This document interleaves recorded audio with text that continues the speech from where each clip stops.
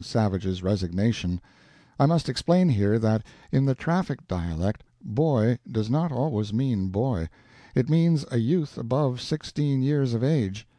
That is by Queensland law the age of consent, though it is held that recruiters allow themselves some latitude in guessing at ages. Captain Wawn, of the Free Spirit, chafes under the annoyance of cast-iron regulations. They and the missionaries have poisoned his life. He grieves for the good old days, vanished to come no more. See him weep, hear him cuss between the lines. For a long time we were allowed to apprehend and detain all deserters who had signed the agreement on board ship, but the cast-iron regulations of the Act of 1884 put a stop to that, allowing the Kanaka to sign the agreement for 3 years' service, travel about in the ship in receipt of the regular rations, cadge all he could, and leave when he thought fit, so long as he did not extend his pleasure trip to Queensland. Reverend Mr. Gray calls this same restrictive cast-iron law a farce. There is as much cruelty and injustice done to natives by acts that are legal as by deeds unlawful. The regulations that exist are unjust and inadequate. Unjust and inadequate they must ever be.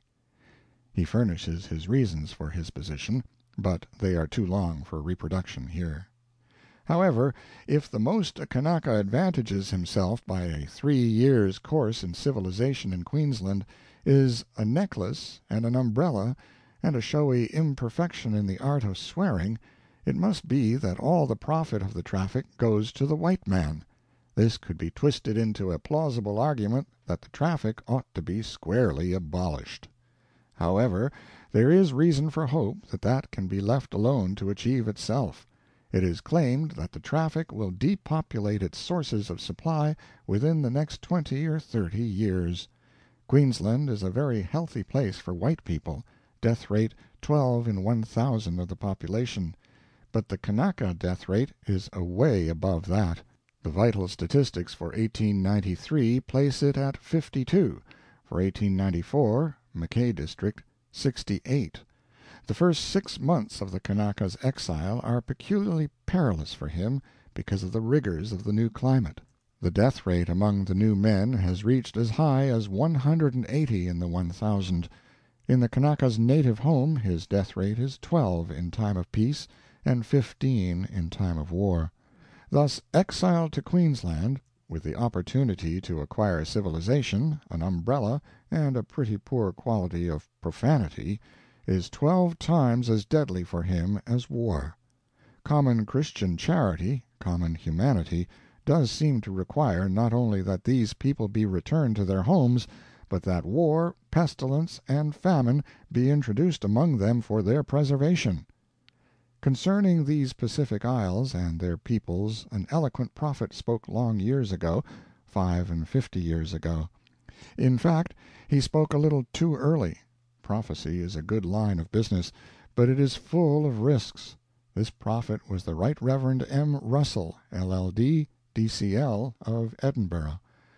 Is the tide of civilization to roll only to the foot of the Rocky Mountains, and is the sun of knowledge to set at last in the waves of the Pacific? No, the mighty day of 4,000 years is drawing to its close.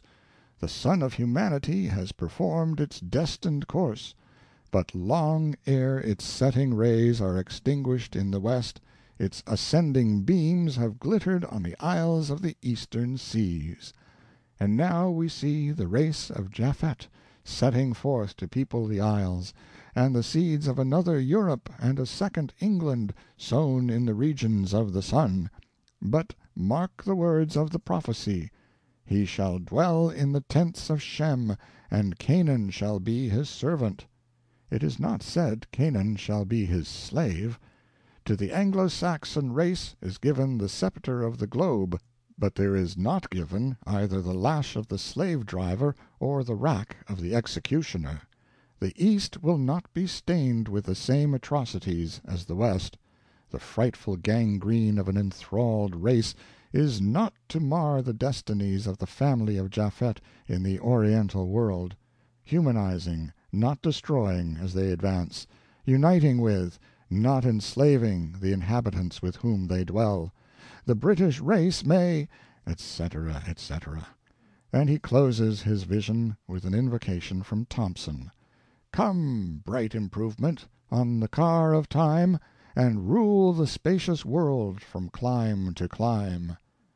Very well, bright improvement has arrived, you see, with her civilization, and her Waterbury, and her umbrella, and her third quality profanity, and her humanizing, not destroying machinery, and her 180 death rate, and everything is going along just as handsome.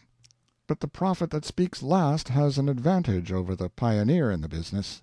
Reverend Mr. Gray says, "What I am concerned about is that we, as a Christian nation, should wipe out these races to enrich ourselves." And he closes his pamphlet with a grim indictment which is as eloquent in its flowerless, straightforward English as is the hand-painted rhapsody of the early prophet. My indictment of the Queensland Kanaka labor traffic is this: 1. It generally demoralizes and always impoverishes the Kanaka, deprives him of his citizenship, and depopulates the islands fitted to his home. 2. It is felt to lower the dignity of the white agricultural laborer in Queensland, and beyond a doubt it lowers his wages there. 3. The whole system is fraught with danger to Australia and the islands on the score of health. 4. On social and political grounds, the continuance of the Queensland Kanaka labor traffic must be a barrier to the true federation of the Australian colonies. 5. The regulations under which the traffic exists in Queensland are inadequate to prevent abuses, and in the nature of things they must remain so. 6. The whole system is contrary to the spirit and doctrine of the gospel of Jesus Christ. The gospel requires us to help the weak, but the Kanaka is fleeced and trodden down. 7. The bedrock of this traffic is that the life and liberty of a black man are of less value than those of a white man, and a traffic that has grown out of slave-hunting will certainly remain to the end not unlike its origin. End of chapter 6.